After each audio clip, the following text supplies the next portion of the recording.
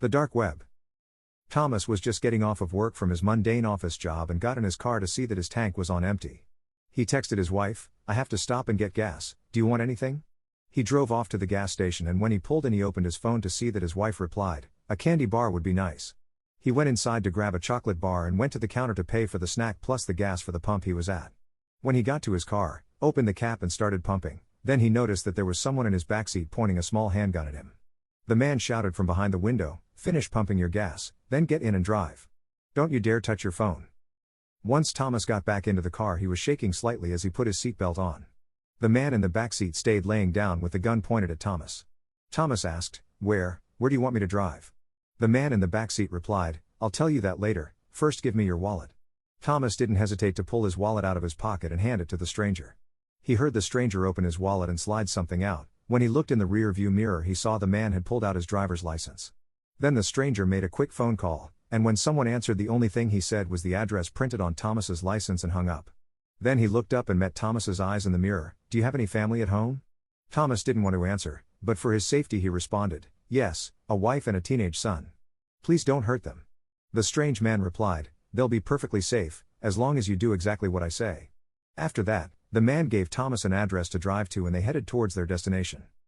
They arrived at an older house in the middle of a field with vines growing up the side. They both got out of the vehicle and the stranger positioned himself behind Thomas but kept the gun pointed at him.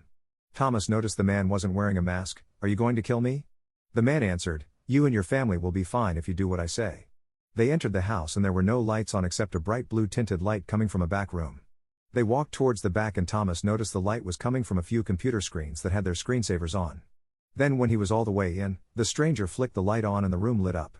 Thomas saw a man tied up in a chair with a bag on his head and a camera facing him. The man was making muffled attempts to speak. A toilet flushed from somewhere in the house and another man soon came into the room with them. This man was unarmed and said nothing, he just went to the computer and pulled up a website. The website had a live stream of the man in the chair.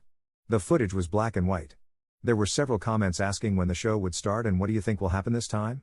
The man with the gun told Thomas to go behind the man in the chair to a table where he will find some tools. Thomas walked behind the masked victim and saw the tools he was referring to. There were knives, drills, nails, hammers, and anything you would find at a construction site. Then the man with the gun said, "Start the show." Thomas was hoping he was misunderstanding the situation. "What do you mean?"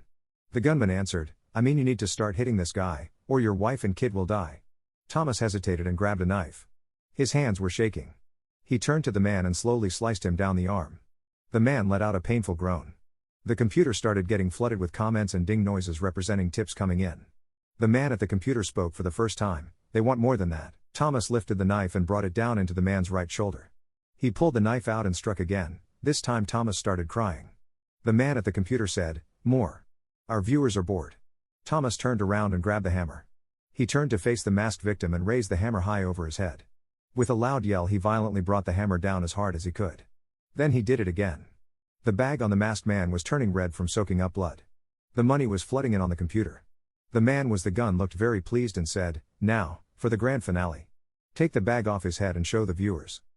Thomas grabbed the bag and slowly removed it, revealing the face of his son beaten and bloodied.